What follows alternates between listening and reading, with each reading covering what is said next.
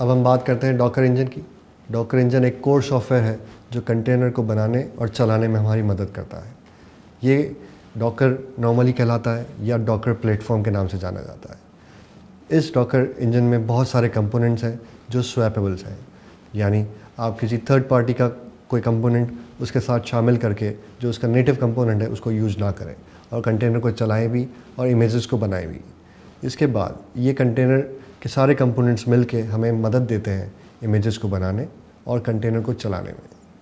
अगर मैं इन कंपोनेंट्स को लिस्ट करने की कोशिश करूं तो उसमें सबसे पहले आता है डॉकर क्लाइंट, जिसके थ्रू आप कम्युनिकेट करते हैं डॉकर सर्वर से, डॉकर डेमन से। इसके बाद कंटेनर डी, रन सी और शिम जैसे डिफरेंट कंपोनेंट्स भी इस पूरे आर्किटेक्चर का हिस्सा हैं। अब मैं आपको दिखाने जा रहा हूँ पूरा आर्किटेक्चर कि डॉकर के कंपोनेंट किस तरह आपस में कनेक्टेड है। उसमें सबसे पहले डॉकर क्लाइंट की बारी आती है। ये वो डॉकर क्लाइंट है जिसके थ्रू आप अपनी कमांड्स लिखते हैं और वो आगे डॉकर डेमन से बात करता है। डॉकर डेमन बेसिकली क्या करता है? डॉकर डेमन हमारी डॉकर की APIs को लिसन करता है और वो हमें मदद करता है Docker objects such as images और कंटेनर्स को मैनेज करने के लिए।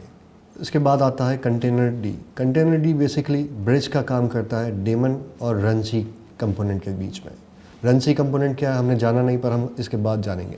पर आप फिलहाल इतना ही समझिए कि डॉकर डेमन और रन सी कंपोनेंट को अगर कोई मिला रहा है, कोई उनको ब्रिज कर रहा है, तो वो है कंटेनर डी का कंपोनेंट। ये हमें मदद करता है किसी भी कंटेनर को चलाने और इसको स्टॉप करने के लिए, उसको पॉज या अनपॉज करने के लिए, या कंटेनर को बिल्कुल किल करने के लिए, डिस्ट्रॉय करने के लिए। ये सारे फीचर्स जो इसके लाइफ साइकिल इवेंट्स कहलाते हैं किसी भी कंटेनर के लिए, वो हमें कंटेनर डी इसकी सर्विसेज मुहैया करता है।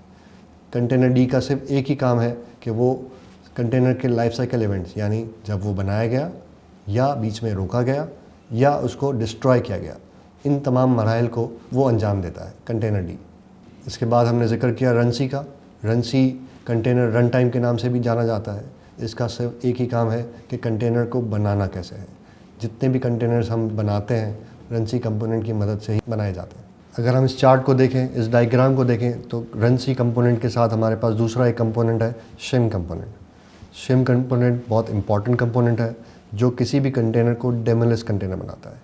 एक्चुअली डेमोनलेस कंटेनर किसे कहते हैं?